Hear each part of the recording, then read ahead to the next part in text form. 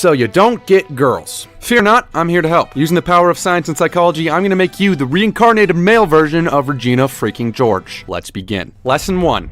The scarcity principle. Psychologist Dr. Robert Cialdini has famously proposed in his book, opportunities seem more valuable to us when their availability is limited. We see this quite often in marketing. It explains why billionaires would rather have a lame, slow car that's a one of one than an insanely fast, cool car that's in production. And it's also why everyone tells you nice guys finish last, and why most of the time it's true. It's not because girls don't like nice guys, it's because the nice guys make themselves readily available, and jerks don't really care. Subsequently, their availability is limited and they are seen as a more valuable opportunity. But what they don't tell you is you don't have to be a jerk to be scarce. In fact, a nice guy displaying himself in a way that makes him scarce is so rare that by using Dr. Cialdini's logic of scarcity, it should be 10 times more attractive than your average jerk. So how specifically do you do this? Well, say you see a girl you like at a party, surrounded by dudes trying to rizz her up. You may think you don't stand a chance, but actually you have the best chance. Walk over to her and her swarm of simps, walk past, and while you pass, look at her and say hi in a friendly way. Keep walking, go talk to a friend. Bonus points if that friend is a girl. You saying hi and doing nothing else is essentially hanging a limited edition sign on your neck. You aren't readily available like the boys in our Gremlin gang. You're something that needs to be pursued or lost forever. Lesson 2.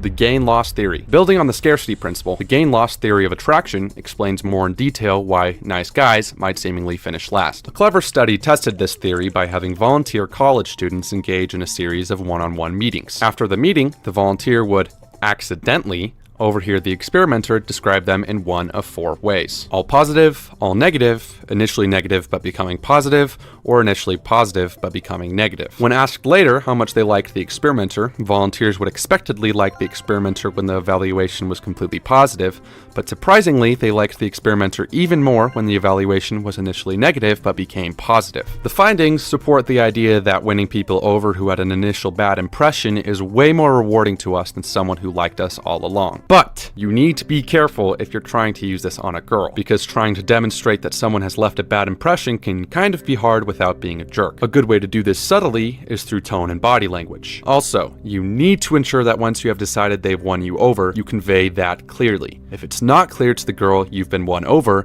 and they just think you don't like them, they won't want to be around you, which is kind of a huge problem and leads us to the next bit. Lesson 3.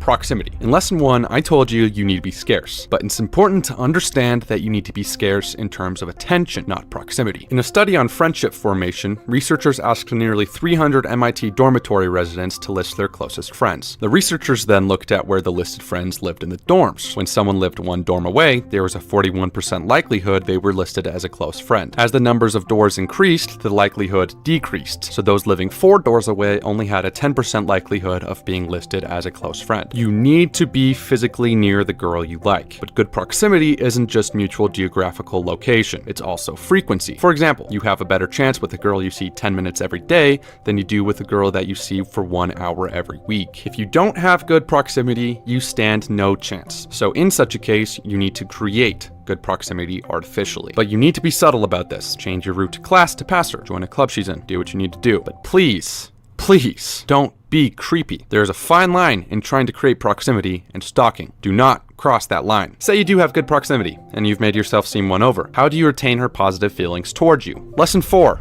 The Ben Franklin effect. Ben Franklin's secret to being so loved by everyone he knew was that he asked everyone for tons of favors. You may think asking favors of people will make them dislike you because you're burdening them with something, but quite the opposite is true. A study in 1971 at the University of North Carolina had volunteers give out tests to actors pretending to be other students. Of course, the volunteers thought they were administering the study to other volunteers, but actually they were the subject. The volunteers were told the students would watch as they used sticks to tap out long patterns on wooden cubes. The students would then be asked to repeat the pattern. Each volunteer was told to try 2 different methods on 2 different groups. In one group, the volunteers were told to give encouragement when the students got the patterns right. In another separate group, the volunteers were told to insult and criticize the students when they made a mistake. Afterwards, the volunteers filled out a debriefing questionnaire, which included questions about how attractive and likable their students were. Across the board, the students who received the insults were rated as less attractive than the ones who received encouragement, concluding that when you do something kind to someone else,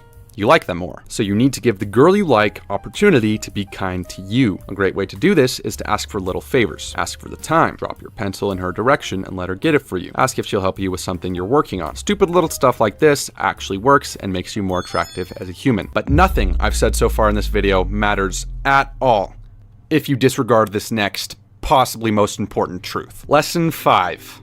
The Discord mod effect. In 1997, a study done by Moranian and Blum came to an interesting conclusion. The two researchers surveyed 117 male and female college kids with 76 different photos of the opposite sex. They were asked to rank each photo on their attractiveness and emotional response. The study concluded that the most attractive features were not genetic traits, but instead came down to good posture, noticeable grooming, nice fitting clothing, a seemingly positive attitude, and a healthy weight. Let me repeat that. The most attractive features are not genetic. If you put a little effort in, exercise regularly, keep your chin up, shoulders back, shower daily, wear good clothes, and put a smile on your face, maybe girls won't be repelled by you when you walk in a room. You can do everything else right, but if you look like a Discord mod, it doesn't matter, she won't want you. And that brings us to the finale.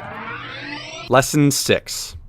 Luck. Believe it or not, it will almost always come down to genetic compatibility. So let's step away from psychology and talk neurobiology. Two things play a part in ultimately determining long-term attraction, and both have veto power over pretty much everything. The first component is your nose. Your nose detects something called pheromones. These carry physical and genetic information and also activate a physiological or behavioral response if pheromones are compatible. But even if they are, a woman's nose functions a bit differently, because while they do take in pheromones, their noses are also attuned to MHC molecules, which are used to fight disease. Interestingly, in this particular situation, opposites attract. There's a study that had a group of women smell t-shirts that had been worn by different men. The study showed that women almost always prefer the odors of those whose MHC molecules differ from theirs, which makes sense because genetic variation, especially when it comes to immunities, is a huge survival advantage for an offspring. Unfortunately, boys, we don't have that MHC sense, which means to us, we might match up across the board, but if your MHC molecules don't differ from hers,